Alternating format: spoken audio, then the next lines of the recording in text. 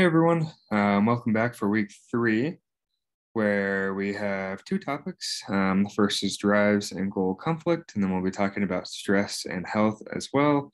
Only two topics because we do have our first exam this week, which um, likely before this video is even posted, I'll send out an email giving more details about that, and we'll also post a module just for that test with the study guide and everything. But yeah, just a reminder. So basically, that test will be open from Thursday until the end of Saturday. So you'll have any time between then to take the test. But the two topics for this week will be on that test. So make sure that you do the activities. Well, I think there's an activity, reaction paper, and quiz. So one of each this week. But yeah, just make sure you go through these lectures and everything before the exam, because these topics will be on the exam. So the first topic for this week is drives and goal conflict. This will be split into just two videos. So this first one that you're watching now might be a little bit longer than average, but there are just two videos. So this first will go over Holds drive theory, the key aspects and issues with that. The second, we'll get into psychodynamic drives and conflict between those drives and how cognitive dissonance often occurs when there's that conflict. And we'll also talk about resolving some of these discrepancies or conflicts and how that takes place. There is an activity for this lecture, these two videos, so make sure that you are looking at that as you watch these videos. So first is Holds drive theory. You might remember that in relation to arousal, we went through the Hole-Spence theory, which talked about task difficulty and dominant responses. And so this just Holds drive theory is actually, we're taking a bit of a step back here. And the main broad notion of Holds drive theory is that everything is consistently in a balance, or otherwise known as there being homeostasis. And so there is a set point that is best for our well-being, and drive, which is the main aspect of Holds drive theory, occurs when we deviate from this homeostasis or from this set point. And so you can kind of think about this as a thermostat where you move the dial, set it to whatever temperature you want, and then when the room gets warmer or colder than that, certain actions take place: heater, cooler turn on to either increase or decrease the heat in that room. And so you can think about Holds drive theory in a similar way to that. And so drive, based on this theory, is the activation of energy that occurs as a result of need or as a result of that discrepancy from the homeostasis or the set point. So just a quick example of that is, let's say in your current state, you have insufficient fluid. So you need to go ahead and act to replenish that. And so the resulting need that occurs from insufficient fluids is thirst. Therefore, from needing that thirst and that discrepancy there, we have the drive to search for water. But another main aspect of this theory is learned responses or habits, which lead to more specific behaviors such as drinking from the hose. And so we'll get into each of these aspects a little bit more in depth shortly. But another way to think about this theory is by investigating or looking at negative feedback loops, otherwise known as TOTE, or test, operate, test, exit. And so again, we have that set point that we like to have for well-being. And the idea is that we're constantly comparing where we're actually at to the set point. And so if we are at the set point, we typically are happy with that and we exit this loop.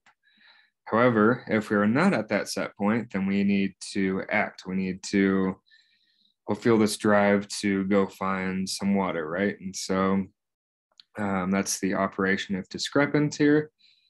And then based on that action, we'll get some feedback again. And this feedback is taken into account with that testing phase of the comparator again, which compares to the set point. And if there's still a discrepancy there, you'll continue on between the testing, the behavior or the operation and the feedback. You'll keep going, test, operate, test, until you match that set point, and then you'll exit. So the key components of Hull's drive theory are, not too surprising here, obviously, drives, which again, as I said a couple slides ago, is the activation of energy in response to deprivation or a difference between that set point and where you're actually at. And the strength of the drives that are felt depend on the length of deprivation. Another key aspect of this is learned responses, or otherwise known as habits, also known as the SR bond here, or the stimulus response bond. And so these are learned associations that direct behavior. And so the drives push you in a certain direction, but these habits are what are associated with specific behaviors. And so the strength of these depends on the frequency of reinforcement. And so I'll give an example of that on the next slide. And the reduction of drive then depends on this stimulus response bond or the habit. And finally, another key part, I want to spend most of my time here in this lecture focusing on the first two, but incentives are also a key part and are vital in the need in drive reduction and learning. And so the idea is that when you receive that reward or incentive, whatever that is, you will have a reduction in drive. And additionally, without incentives or reward, the idea is that there would be no reason to form habits. So behaviorally, just want to provide an example of what this might look like here. So behavior or a reaction potential is a function of the interaction between drive strength and habit strength. So let's say the behavior is eating a McDonald's sandwich or burger. And so whether or not you go get this burger is going to depend on two things. It'll depend on the length of deprivation from food. And so that deprivation creates hunger, which then increases the drive to go have food to get that sandwich. Additionally, a key part is past learning or habits or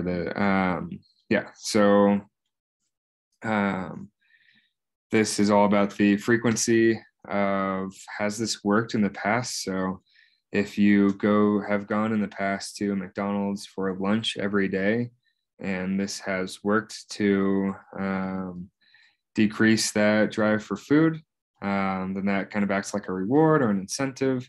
And this SR bond is created here. And so then in this case, both the drive for food is there. And additionally, you have this habit that, okay, eating this burger is going to functionally reduce the drive and reinforce then that this behavior is beneficial or rewarding. Okay, so this actually is a study. This example is in your book. It involves rats here, not shocking, so many social psych studies with things like rats and cockroaches and all that. But anyways, I think that this does a really good job of providing an example of both drive and habit and how that influences behavior. And so basically in this study, the measure here is running time, and they put rats in a maze where there's water at the end of it and measure just how fast they ran, and they deprived these rats of water for either 2 or 22 hours, and that switches kind of in the middle. We'll talk about that. As you can see in the beginning, this is habit forming here. So as they continue to run through the maze, they get better at it. They know that it then leads to the water, so that it improves, decreases the amount of time running to the water. But you can also see in the middle here around trial 10, there's a bit of a drive switch in 2 groups. So you have this group here, which started at 22 hours of deprivation. So you can see their drive is pretty high here, but then it switches to 2 hours of deprivation for each trial. And so while they have this habit formed, the drive has decreased. And so the running time then actually increases for this group. And on the flip side, for the group that started with 2 hours of deprivation and went to 22 hours of deprivation, you can see the learning here, the habit being formed with the increased time, but it's when that drive is increased that they really start running through this maze quickly to get the water. So the main point, main takeaway from this is that the behavior of running through that maze in a certain amount of time to get to the water is dependent on both drive, otherwise known as motivation, as well as learning or habit formation. So just to kind of reiterate, we're going to really point out the key aspects of drive theory here. There are 3. So the first is that drive is always caused by deprivation. If there's no deprivation or no difference between that set point, there should be no drive. Additionally, drive or motivation is different from habit forming or learning. So those are 2 distinct, completely different things. Finally, only behaviors that reduce drive are reinforced. So basically the idea is that if the behaviors don't reduce the drive, they should be pointless and there would be no reason to form that habit to keep doing them. However, I want to point out some problems, and so that's the second part of this video here is going to be pointing out the problems. So there's one issue for each of those key points talked about in the last slide. The first is that time of deprivation is not always directly tied to drive, which kind of creates a hole in the first key point, which is that deprivation leads to increases in drive, and that these 2 always are directly going hand in hand. Additionally, some drives seem to be learned, which kind of adds confusion to that second point, right? That drives and habits should be completely different things that then interact to create behavior. It seems like there is a bit of overlap between drives and habit, though. Finally, learning can occur without drive reduction. And so, right, that points a hole then in that third point, which is that drive reduction always occur. Habits are just there to lead to drive reduction. So getting at that first point, an example of that. So this kind of presents evidence that there's not just like a 1-to-1 direct ratio between deprivation length and need of satisfaction or drive. This can be shown with both hunger and thirst. So in hunger, arousal of hunger, right, occurs through things like stomach contractions and blood glucose decline. Additionally, however, the inhibition of hunger comes from feeling full and calorie detection.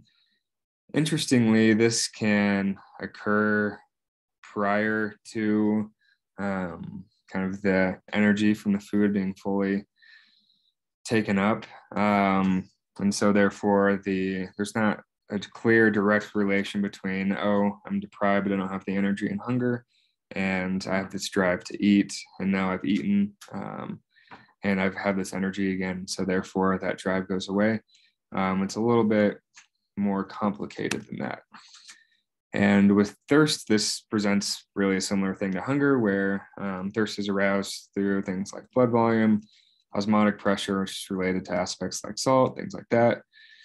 Inhibition of thirst, however, similarly to hunger, occurs oftentimes prior to cell replenishment. So again, there's not a clear relationship there between deprivation length and need for satisfaction.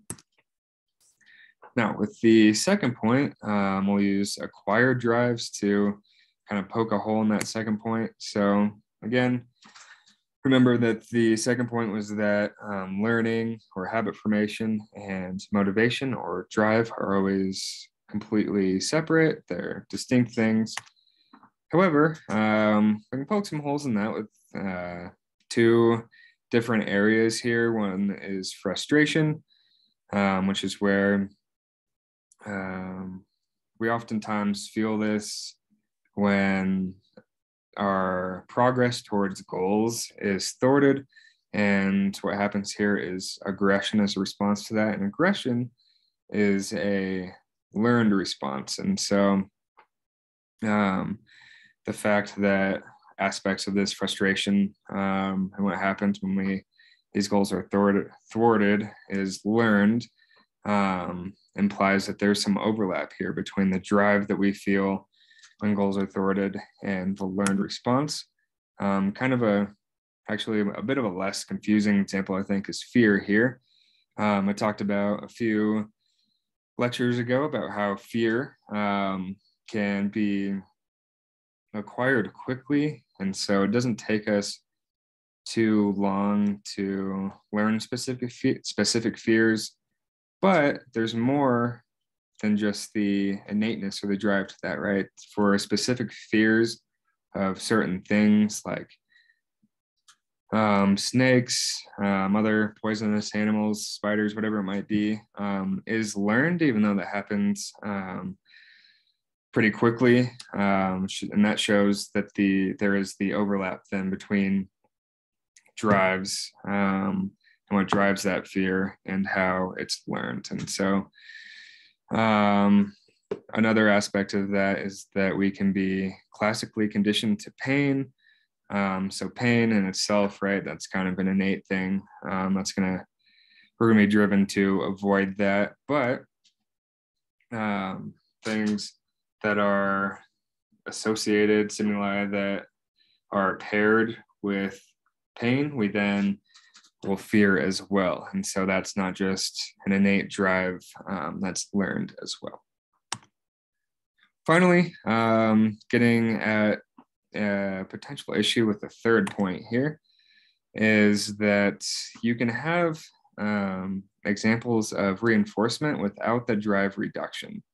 And so this study does a good job of showing that. Basically, again, another rat study, another rat and maze study. So they put rats into a maze here, and at the end of the maze, there's either that should be rat, not rate. I'll fix that. There is either a male or female rat at the end of this maze. And so when there's a male rat at the end of the maze, that was kind of used as a control group, since the rats that were going through the maze were also male. And then they had more of an experimental condition with the female rat at the end. The main piece of this study, which is interesting / strange / how do you come up with this, is that when in the experimental condition, oftentimes when the male rat got to the end, saw the female rat, that male rat wanted to mate or copulate, and the experimenters did not let the male rat finish that copulation. So in other words, there should not be a drive reduction there, right? Interestingly, however, you can see that in this chart here, days of reinforcement, And then running speed is on the y-axis here. So in that experimental condition, even though that drive reduction isn't occurring because copulation isn't being completed, the male rats are still running through this maze more quickly when there's that female rat at the end, showing that reinforcement and learning slash habit and behavior occurs even though that initial drive is not reduced. And so, yeah, no drive reduction. Maybe you saw that, maybe you didn't, but take a quick second here, maybe pause the video and try and think about an example of this that could occur with humans. And if you want to spend more time thinking about that, just pause it. I'll keep rolling here.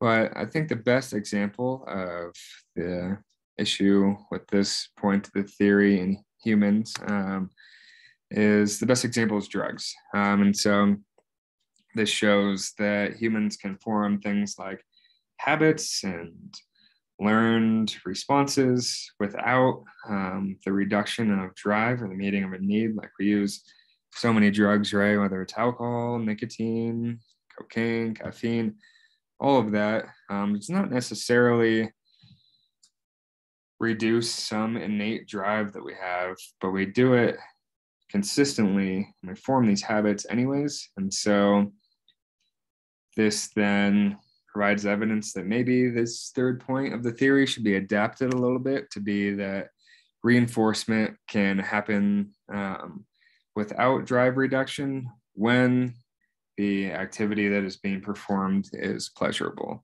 as shown by the drugs example here. So that is the end of this video. I know that went a little bit longer compared to average, but just one more video for this topic where we will talk about goal conflicts and dissonance.